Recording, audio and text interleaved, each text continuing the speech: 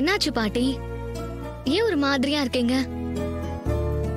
போறப்ப நல்லா தானே போனீங்க, இப்ப ரொம்ப அப்செட் ஆன மாதிரி இருக்கீங்களே.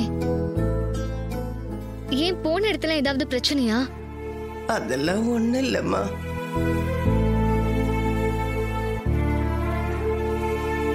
என்னாச்சு பாட்டி? ஏன் ஒரு மாதிரி இருக்கீங்க?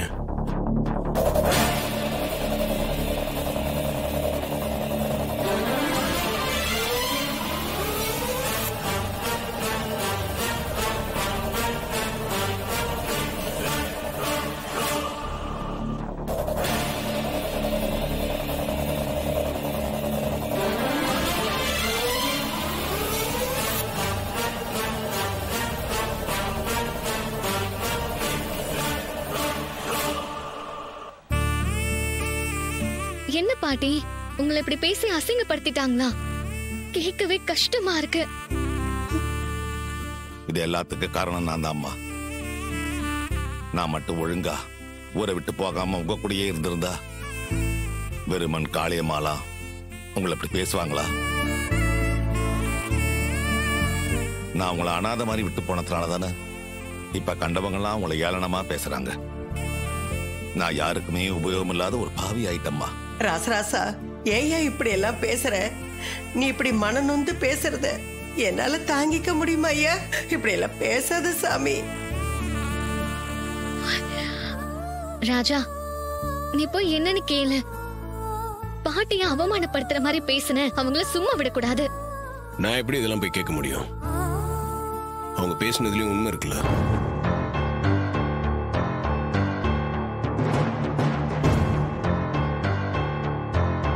என்ன ராஜா சொல்ற? அவங்க பேசினதுல என்ன உண்மை இருக்கு? ஆமா, பாட்டி இங்க தனியா தானே இருக்காங்க. நீங்க யாருமே அவங்க கூட இல்லல்ல. வயசான காலத்துல அவங்க புள்ளையே அவங்க கூட இல்ல. அதான் ஒன்னா குடும்பமா இல்லாதவங்க கூழ் ஊத்தக்கூடாதுன்னு சொல்லியிருக்காங்க. ராஜா, நீயா இப்படி பேசுற? என்னால நம்பவே முடியல. வேற எப்படி பேச சொல்ற? நான் போய் கேட்டா உனக்கு என்ன உரிமை இருக்கு, இந்த வீட்டோட மாப்பிள்ளை தானேன்னு சொல்லுவாங்க. நீ எதுக்கு இதெல்லாம் தலையிடுறேன்னு கேட்டாங்கன்னா? என்ன சித்தி, போன கிழவி சப்போர்ட்டுக்கு பேத்தியோட வருது. இந்த கிழவி இந்த விஷயத்த சும்மா விடுறது போல இருக்க. டேய், எது நடந்தாலும் பாத்துக்கலாம்டா. கிழவி பேத்திங்களை கூட்டிட்டு வந்து என்ன கிழிக்கிறான்னு பாக்கலாம். இந்த காளியம்மா எதுக்கும் பயப்பட மாட்டா. இங்க எங்க பாட்டிய பத்தி தப்பா பேசுனது யாரு? அவங்கள என்னமோ யாரும் இல்லாத அனாதை மாதிரி பேசிருக்கீங்க. பாட்டிக்கு யாரும் இல்ல நினைச்சீங்களா? இதோ நாங்க 4 பேத்திங்க இருக்கோம். இப்ப பேசுங்க பாக்கலாம்.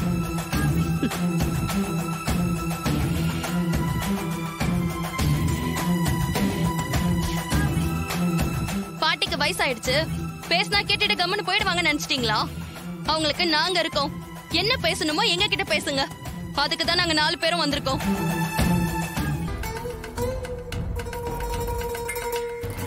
எங்க பாட்டி தான் ஆடி வெள்ளிக்கு வழக்கமா கூழ் காய்ச்சி அம்மனுக்கு படைப்பாங்க.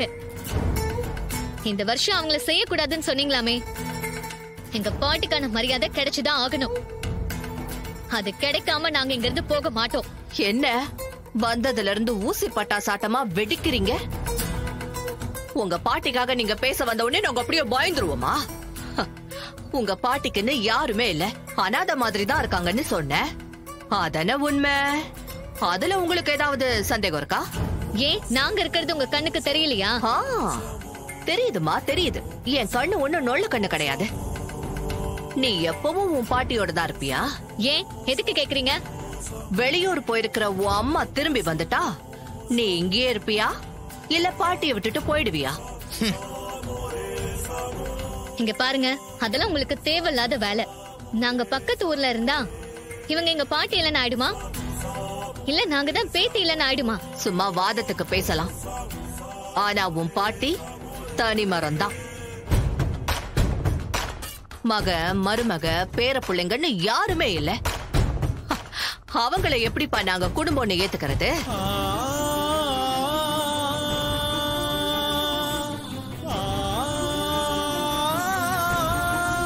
உங்க பாட்டி ராசி கெட்டவ.